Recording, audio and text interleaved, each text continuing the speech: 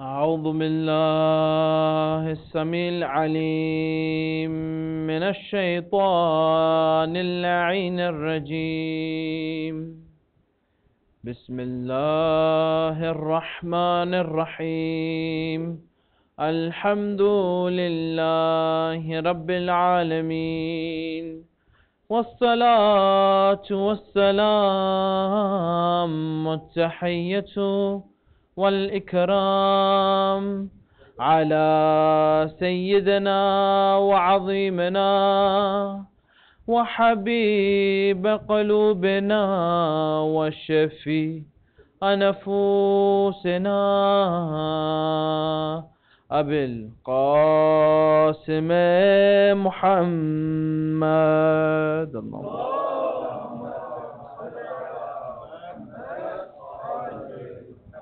وأهل بيت الطيبين الطاهرين المعصومين الصادقين المظلومين المنتجبين المنتخبين الذين أذهب اللهم الرجس وطهرهم تطهيرا.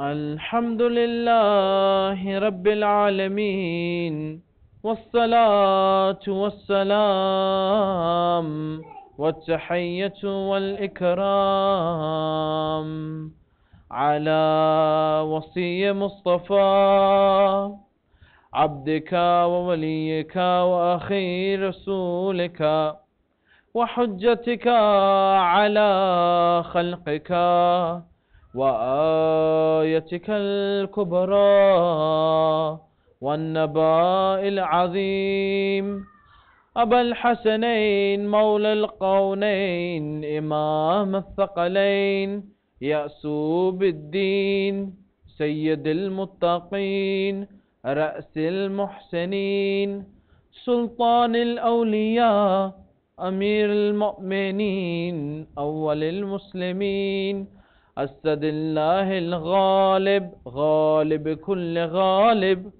مظهر العجائب علي بن أبي طالب. اللهم صل على محمد.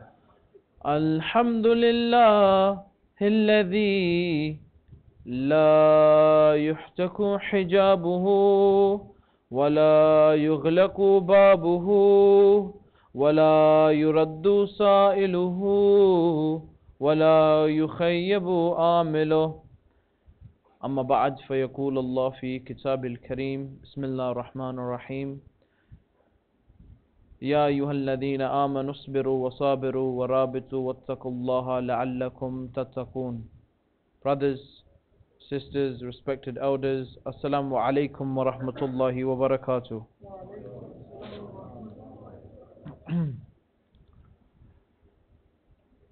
You find over the last few we have looked in depth at not only the human self but also the heart of the human being.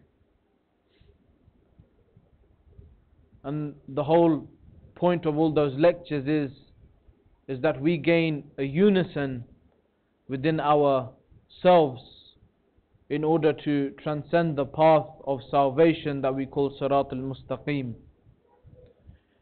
And on this path that we are traveling, you find each and every one of us here tonight have come into unison, a type of unity, in order to not only propagate and promote the message of the Holy Household, but also to gain an inclination and allow ourselves and our souls to be transcended to a new plane from where we were to where we want to be. And we do this by following Ali Muhammad. But you find that many others do not follow Ali Muhammad. You find our Ahl al-Sunnah brothers, they don't follow as much as we do Ahl al-Bayt, for example, Or let's not go far, just outside the door of this mosque, you'll realize and you'll come across people of different denominations and different backgrounds. Some people will be Jewish, others Hindu, others Zoroastrians, and others Sikhs. And you find that there are many types of religions out there, that each and every one of them claim that we will allow you to gain a new spiritual level. Each and every religion claims that they are right and the other is wrong. So you find that one of the main things that we look for within this society, within Britain, more so than Afghanistan or Pakistan or India or wherever you may come from, more so in this society they are focused on what? On unity. That they say that the Hindus and the Sikhs and the Muslims and the Christians should all break bread together. That this is a multicultural society, a multifaceted society that has a multiple streams of religion and whatever have you. And even within the Shia world, you'll find the Ayatollah, they'll come forward and say that we need to have unity with our brothers. So not only are we looking for unity within ourselves, not only are we looking at unity with other religions, but we are also looking at unity on an intra-religion level. See, inter is different religions, intra is sectarian level. So you find Sunni, Shia, Wahhabi, wherever it may be. So you find that each and every one of us are looking on an individual and a societal basis, we are looking for what? Unity. But one question I ask is, what does unity actually mean? See, when you look at unity, unity means that it is a copy of one another so that they can become one. For example, when you look, for example, at a factory that produces the same toy over and over and over again, you would say that machine is in unison in creation. That machine that's creating that toy, you will say that machine is creating a unison of creation. And you find that any defected toy, what will happen to the defected toy? They will throw it away. Any defected phone will be thrown away. So unison is that thing that is the same as another thing. So if that is the explanation to unison or unity, then does that mean that what we are looking for can never be achieved? It's a question you have to ask yourself. That how many years have gone by that people are seeking unity? Well, I ask you this simple question: is our belief in God a unified belief? If you ask, for example, the Shia school of thought about God, their opinions are different to the Ahlul Sunnah thought. And the Ahlul Sunnah's thought is different to the Wahhabi thought. And the Wahhabi's thought is different from the Ismaili thought, for example. So you find that there is no unison in the belief of Allah subhanahu wa ta'ala. So how can we have unison on a ground level? Something you have to ask yourself. There is no unison within wudu, for example. One says wash, the other says wipe. There is no unison in our understanding of sending la'na. There is no unison. There is no unison over the issue of what? Of companions. We have a difference of opinion. There is no unison in our prayers. There's difference of opinion. So you find that there's these many differences of opinion, then how can you have unity? Because unity means that those things must be the same in order to be unified. Yes? They have to be unified. Some things to be unified, then they have to be same in some shape, way or form. That if I have liquid chocolate, and I have liquid chocolate, and I put it together, then that's unified. It's not a creation of a new thing. It is that same chocolate. But if I, for example, was to put white chocolate and milk chocolate together, you find that's a creation, a new thing. Because that texture is not the same anymore. The color is not the same anymore. Even the smell may not be the same. The ingredients are not the same anymore. It's become a completely different product. That's why they say when a Sunni and a Shia gets married, they give birth to sushi. It's a funny joke back in the day. I don't find it that funny, but I thought I'd say it anyway. So you find that what? There can never be unity in the dictionary definition of what unity is. That can never happen. So when people call for unity, I think what they actually mean, because the thing is everything's translated from Farsi or Arabic. So if Ayatollah said something, they've translated usually very badly. And even if you look at, for example, the Islamic literature, when it's translated into English, it's pretty pathetic. I'm not going to lie to you, the English is atrocious. Even in the Holy Quran, you find that the translation of the Arabic into English is not that great. That's why they say you should learn Arabic. So I think the translators, the word they're actually looking for is not unity, but tolerance. The word that they're looking for is tolerance.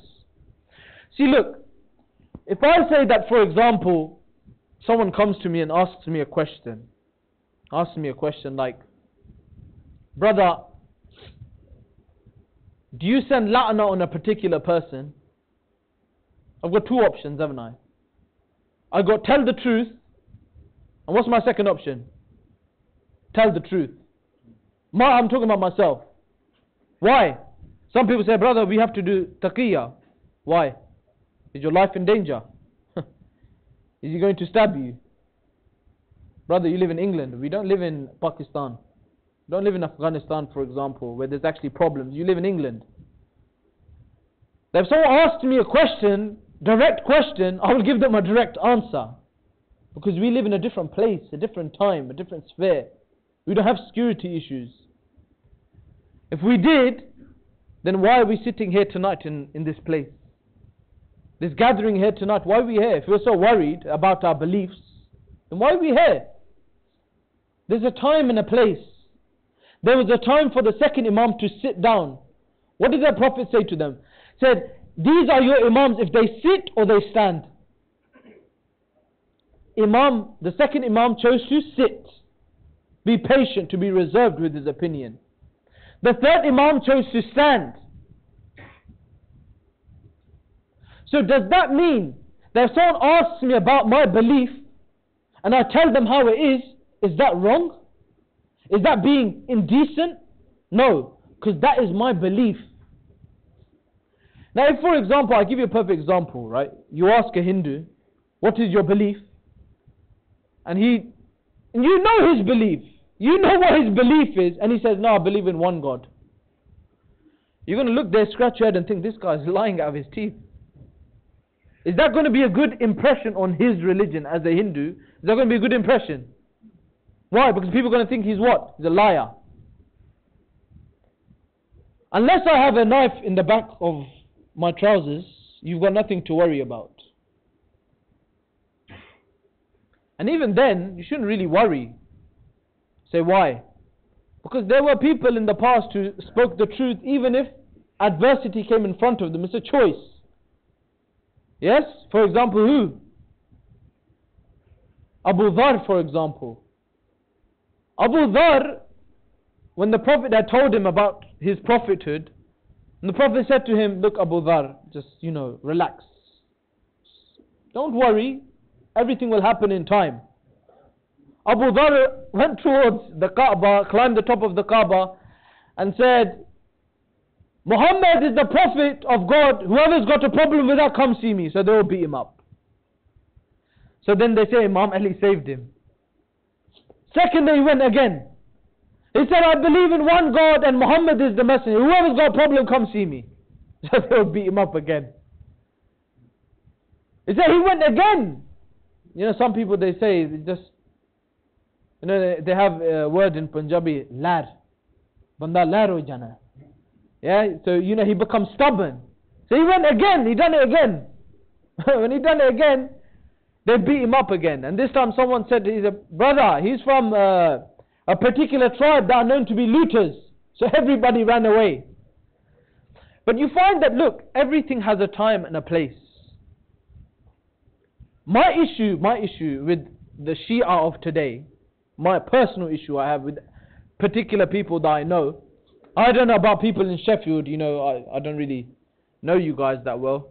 But those people that I know, those communities I know, when people ask them a question about their religion, they'll say either two things. They'll lie, or they say, I don't want to talk about it. Why? What are you so afraid of? I don't understand. You know what they say? They say in the home, he's a lion, and when he gets out, he's a mouse. In the home, so in the mosque here, everyone's a lion, yes? Ya Ali, mashallah. As soon as we leave those doors, we become little mouse. Yes? We get scared of people outside. Why? Why? Why are you scared? Imam Hussein alayhi salam gave his life for this religion. What are you scared of? What's going to happen? You're going to get killed. Brother, you've been killed for 1,400 years. What's going to be the difference now? What's going to be the difference now? Now, am I saying to be disrespectful? No. Our Ayatollah say, do not be disrespectful about their beliefs. They have never said, don't say your beliefs. These two different things. People completely misunderstand this.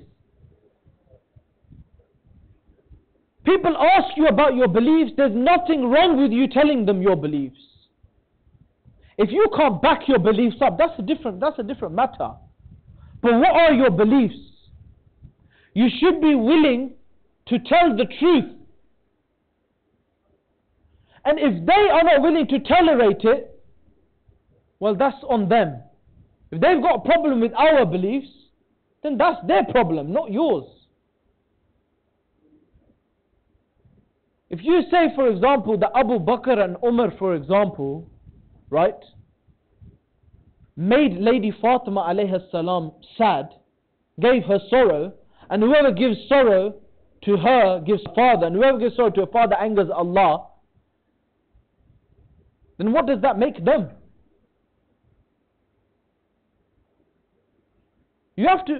There's nothing wrong with you saying your beliefs. This is what I want everyone to understand. And indeed, just like we tolerate their beliefs, they have to tolerate our beliefs. This is not a one-way system. Just because we're in a minority, I don't understand. People always ask me this question. People say, Murtdha, everyone says that Shia is in a minority. Why are we in a minority? Brother, Prophet Yaqub, minority. Prophet Shu'aib, minority. Prophet Nuh, minority. Prophet Ismail, minority. Prophet Ibrahim, minority. Prophet Isa, minority. Only a few prophets were in the majority. Namely Prophet Adam, because there was no one here. And the other one was Prophet Sulaiman, who had control of everything. Name me any other prophets who are in a majority. They weren't. And if they were, we probably don't even know their names. Just because you're the minority does not make you weak. On the battle of Badr, your prophet was in the minority, he still won. In the battle of Hunayn, the prophet and Imam Ali alayhi salam, you know how many people they had with them? Including them to 11 or 12. And they fought an army of what? 4,000. Army of 4,000 they fought. They went, the funny thing, in the battle of Hunayn, we talk about tolerance. Sometimes you have to tolerate history. Sometimes you wish, you take history and think to yourself, hey, look at this history. It seems like people are blinded anyway. It's probably something to do with the heart. I guess if you believe that, your prophet of God had a black stain on his heart and the angel Jibreel came to clean it and then put it back in his chest, you probably understand why your heart is not clean in the first place. So you find what? In the battle of Hunain, the Prophet, you know how many people he had with him? 12,000 people. 12,000. Everyone ran away. All the big shot companions, they ran the wrong way. And there was what? 11, 12, 13 people? Amir al-Mu'mineen said to him, listen, I will go ahead and you just stay behind me. And they say he went through the army like a knife goes through butter. This is your Imam. This is the person that you are here to mourn. These are the people that you respect, you revere. Philosophers, law-abiding citizens of Islam. You find that these individuals are the ones who are the bravest of the brave. Historians, philosophers, every aspect of this world they had control over. And that's what Amir al-Mu'mineen said. He said, ask me about this world or ask me about the heavens. But just know that I know the heavens better than I know this world. Why? Why did he say this? Did Amir al-Mu'mineen na'udhu billah min dhalik not know this world? No, it's just that there's more heaven than there is world. So you find that we have to, within ourselves, be able to have the courage. Because who are we remembering tonight? We are remembering the one who is the most courageous. We are remembering Abu Fadl. Yes? Or Abu Fazl. We are remembering that personality, the son of Salama. Yes, we are remembering him today. And how do we remember him, brothers and sisters? We remember him as a courageous, loyal individual. So what courage have we shown? That when we're asked a question, we shy away. Unity within itself, that word I have a problem with. Right? But not only do we have to be tolerant with other religions, we have to be tolerant with other brothers within this faith. But we also have to be tolerant with our spouses. We have to be tolerant with our kids. We have to be tolerant, maybe even with committee members. Maybe even on a government level. Because everyone has the same aim, but the journey is not the same. This is what we need to understand. The journey is not the same. The journey is always different for each and every one of us. We need to comprehend this. And that's why Allah says in the Quran, He says, Ya ayyuhalladhina amanu usbiru wa sabiru wa rabitu wattaqullaha la'allakum tattaqoon. Allah subhanahu wa ta'ala says, those of you who believe, be patient and endure. And be persistent in your endurance and in your patience. Then perhaps, la'alla, perhaps you may be successful. I would ask the question, say, Ya Allah, why? After my endurance, after my patience, after my persistence, that you still say, maybe, perhaps you'll be successful. Because sometimes we are patient for the wrong things. We tolerate the wrong things. You know, many people ask me, they say, from the other schools, they ask me, they say, Murtdha, tell me, your Imam was a champion, wasn't he? You know, you talk about Imam Ali, salawatullah, salamu alayhi. You talk about Imam Ali, you say he's the champion warrior. He's the most knowledgeable, yeah? And didn't you say to us that there were a few people there that attacked the house of Lady Fatima and she got injured? Why didn't he do anything? So who told you never done anything? So brother, pick up your own Shia books. Yes, pick them up. You know what Amir al-Mu'mineen done? They say he grabbed a particular person. May Allah remove the mercy from his soul. You find he grabbed a particular person and threw him down to the ground. And he said to him, I swear by Allah, if the Prophet had not told me to be patient, I would have created a bloodbath within Medina.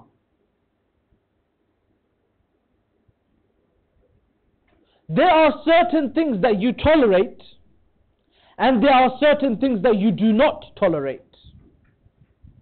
If someone is insulting you, your family and your religion, how can you sit there and tolerate it? How? How can you sit there and tolerate it? I'm not saying go out and fight people, you know. But what I'm saying is you should have enough courage, enough bravery within yourself to give a reply to such people. And such a reply that it creates a tornado in their life. But there are other times when you have to tolerate. There are other times you have to tolerate. And you have to tolerate when someone, for example, attacks maybe yourself. Maybe someone doesn't like your personality.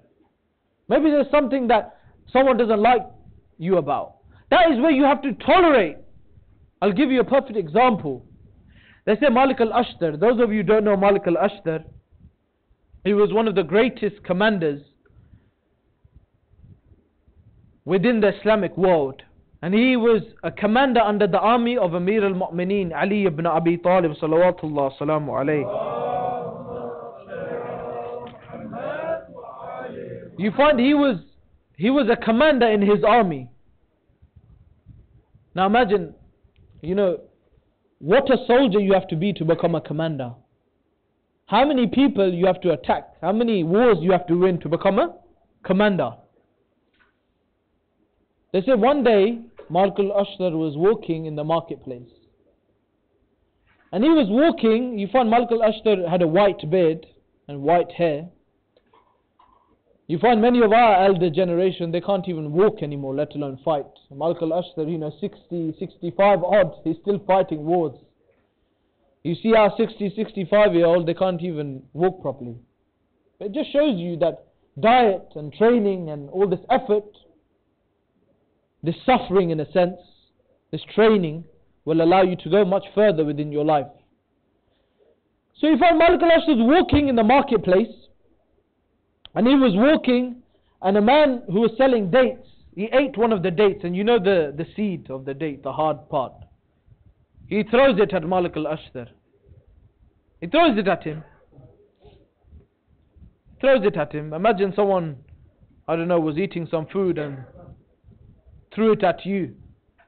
I think half of us wouldn't even realize we're in a mosque anymore. Probably go to attack him, jump on him and think it's a MMA fight or something.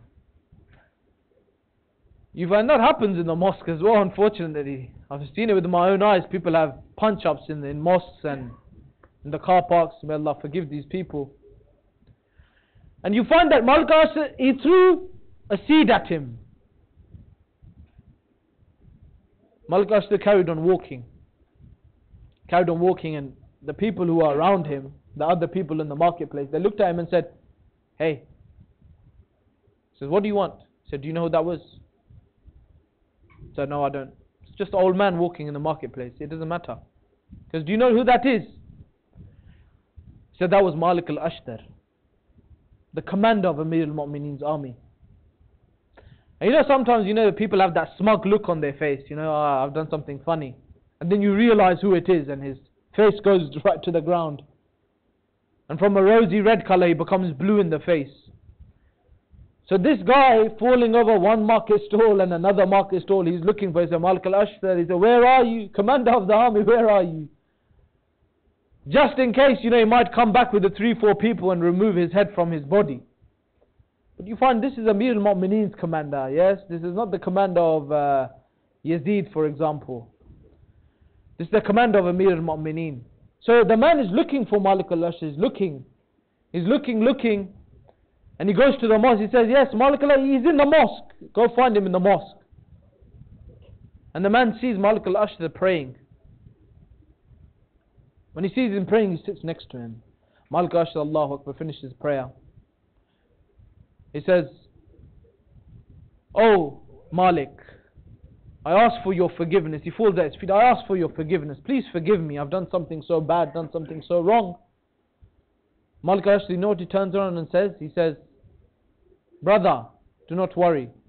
I was just praying a 2 rak'ah salah to Allah subhanahu wa ta'ala for your forgiveness. Now I ask you the simple question. If this is one of the true followers of Ali Muhammad, then where do we stand?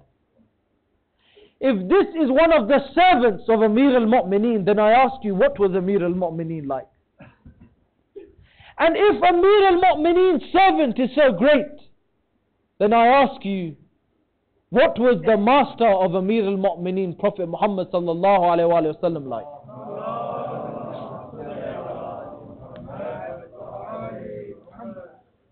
So you find that this is what it means within this religion, to be tolerant. To be tolerant. And this is what we need to achieve within our lives. We have to gain this forbearance within our life. And we'll elaborate much more on this tomorrow, on tomorrow's lecture, talking about patience and forbearance and what that actually means. But you find that what is fundamental within tolerance is to be patient and forbearant. And until we don't achieve within our life, like I said, until we don't focus on our fitrah and move away from our tabi'ah and leave our ego behind, then how are we going to be tolerant? How are we going to be tolerant? There's so many cases that come in, and I'll just wrap this up so we can move towards Masa'ib. But so many cases come in where, for example, I'll give you some examples where women will complain about their husbands. So why? What is the problem? And they'll say, oh, that my husband, whenever, for example, I cook food for him, there was a time when he would pick up the food and throw it out of the house because he didn't like the food. Unfortunately, some people are not good at cooking. Unfortunately, some people are not that religious. Sometimes we want people to come towards prayer and we tell them to come towards prayer and they don't pray. Then we should be tolerant with them. It's amazing to me how Allah subhanahu wa ta'ala in every single surah, barring one, says Bismillahir Rahmanir Rahim. In the name of Allah, the Merciful. Allah says that I love you 70 times, probably even more than your mother. Then why is it that we can't show love and be tolerant with the people around us?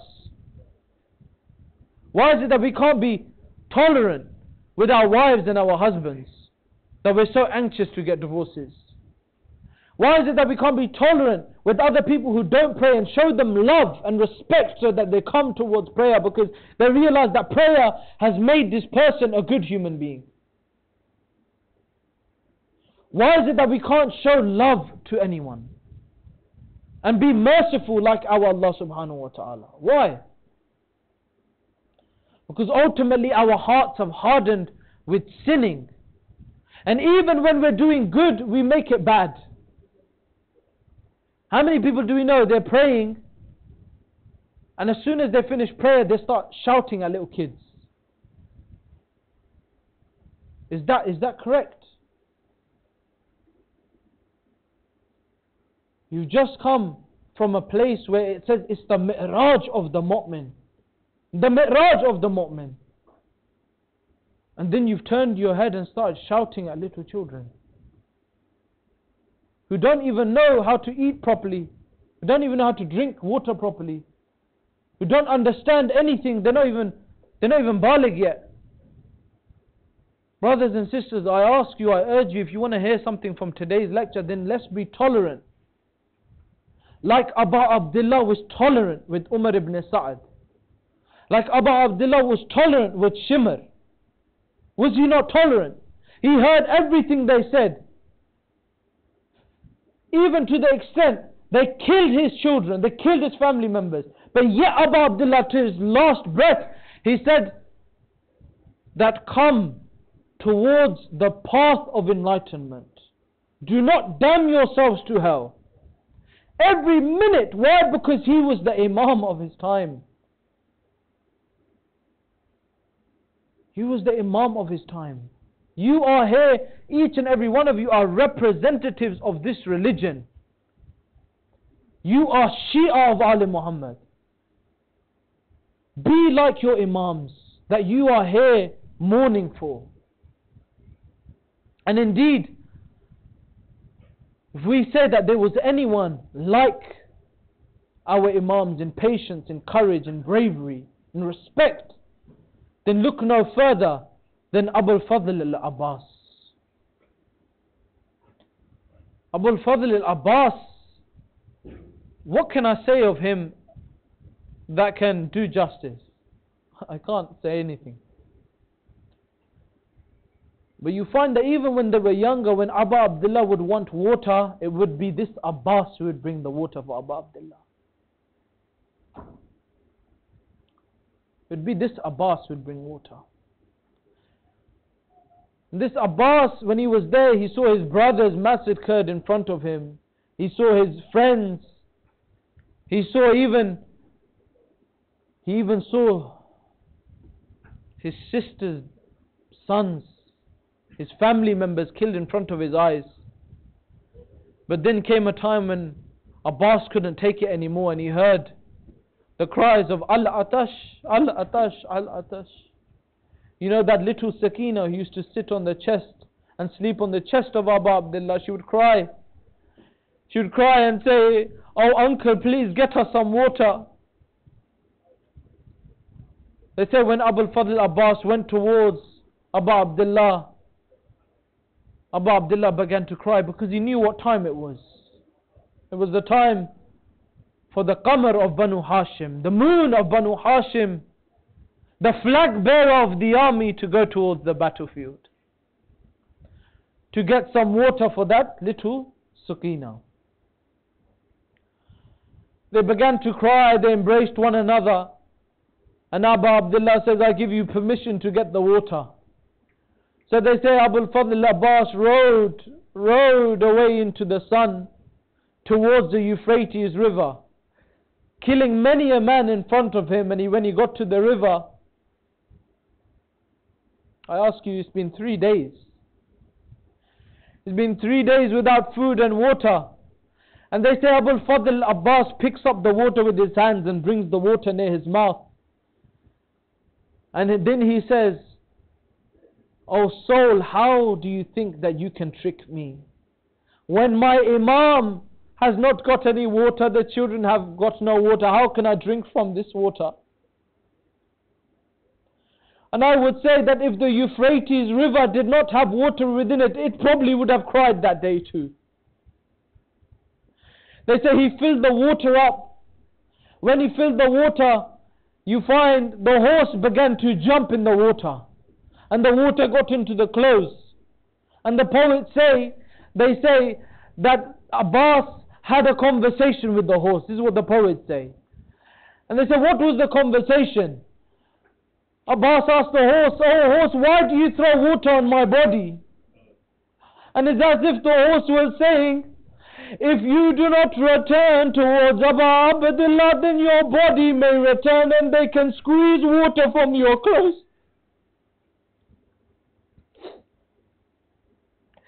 They can squeeze water from your clothes and they can give it to that young baby. They can give it to Sakina. They say he put the water in the water skin. He took that water skin and put it in his hand and rode towards Abu Abdullah and Sakina. They say he rode in such a way that he was not concerned with the army anymore, cutting down people on his way, but his target was to get towards Abu Abdullah. They say he had the water skin in his right hand and a man was hiding behind a tree and struck the right hand of Abul Fadl Abbas. And just before they struck the right hand, he put the water skin in his left hand. And he began to say, "O right hand, how blessed are you that you have been lost in the service of Abu Abdullah." And then he began to ride And he began to ride. And you find the water skin was in his left hand, and someone came and cut the left hand of Abu Fadl al-Abbas. And he put, just before he put the water skin in his mouth. And now, brothers and sisters, I ask you, he's carrying a flag, he's carrying a water skin. Sakina sees, and Abu Abdullah sees from far away that the flag is moving left and moving right. Sakina says to her father, "Oh father, why is the flag moving?"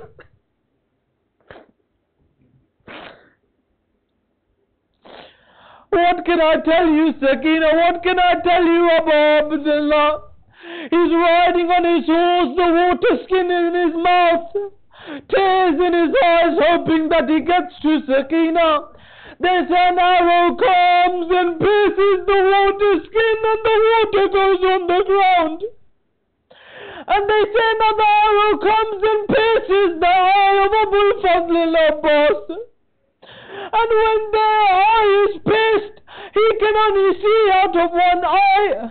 And a man comes and strikes him on his head. And I ask you, brothers and sisters, when you fall on the ground, you use your hands to save your head from falling on the ground.